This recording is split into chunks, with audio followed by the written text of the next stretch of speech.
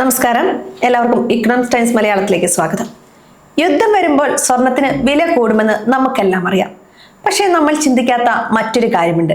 Digital യുഗത്തിലെ സ്വർണം എന്ന് വിശേഷിപ്പിക്കപ്പെടുന്ന crypto കറൻസിക്ക് എന്ത് സംഭവിക്കുന്നു?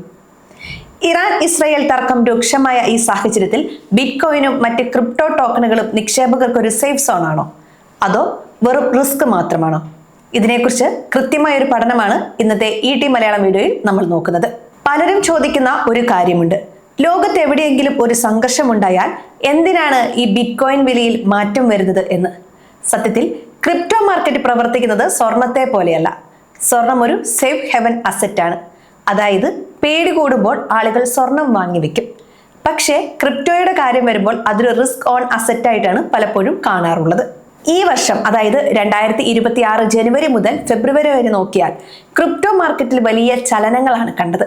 ഇറാനിൽ വ്യോമാക്രമണങ്ങൾ ഉണ്ടായ സമയത്ത് ബിറ്റ്കോയിൻ വില $68,000 നിന്ന് ഏകദേശം $63,000 വരെ ഇടിഞ്ഞു.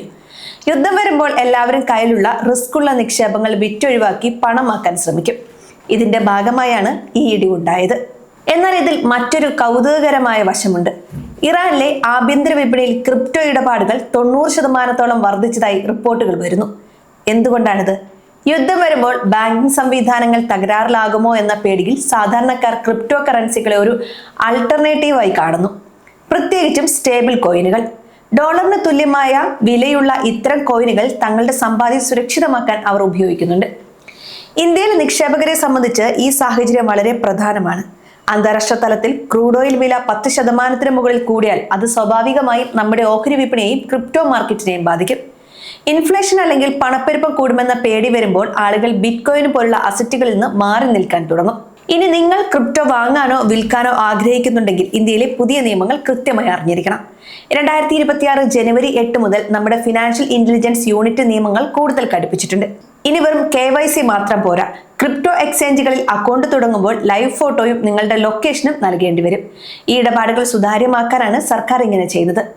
അതുപോലെ തന്നെ ടാക്സ് നിയമങ്ങളിലും മാറ്റം വന്നിട്ടുണ്ട്. നിങ്ങളുടെ ക്രിപ്റ്റോ ഇടപാടുകളിൽ നിന്നുള്ള ലാഭത്തിന് മാത്രമല്ല, അതിൽ നിന്ന് ലഭിക്കുന്ന പലിശയ്ക്കും മറ്റു വരുമാനങ്ങൾക്കും ഇപ്പോൾ നികുതി റിപ്പോർട്ട് ചെയ്യപ്പെടേണ്ടതുണ്ട്.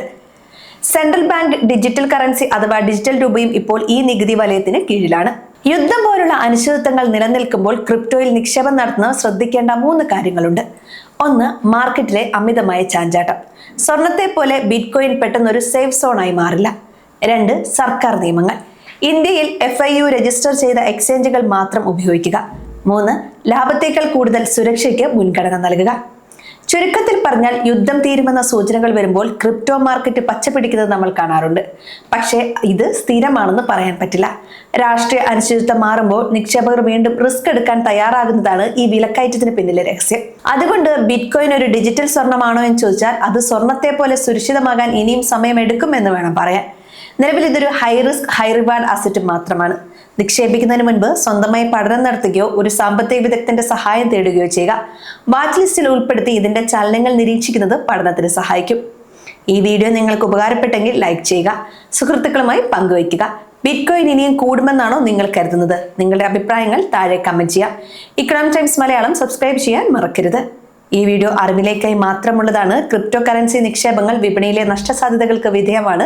നിക്ഷേപം നടത്തുന്നതിന് മുമ്പ് നിങ്ങളുടെ സാമ്പത്തിക ഉപദേഷ്ടാവുമായി നിർബന്ധമായും ചർച്ച ചെയ്യുക.